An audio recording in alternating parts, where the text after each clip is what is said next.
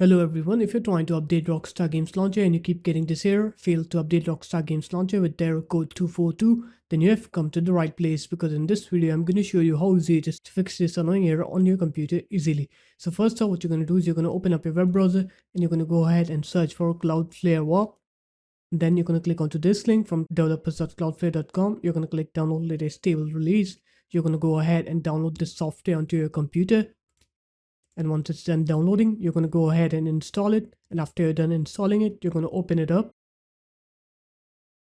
And then you're going to come here. You're going to click onto Cloudflare WARP.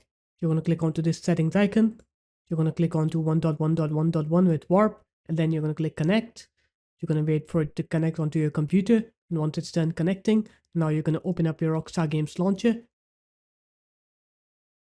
And you'll see that your Rockstar Games Launcher will update correctly now. You will not get that error code 242 anymore. So there it is guys, that's how easy it was.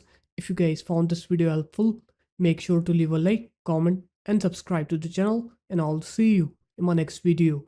Peace.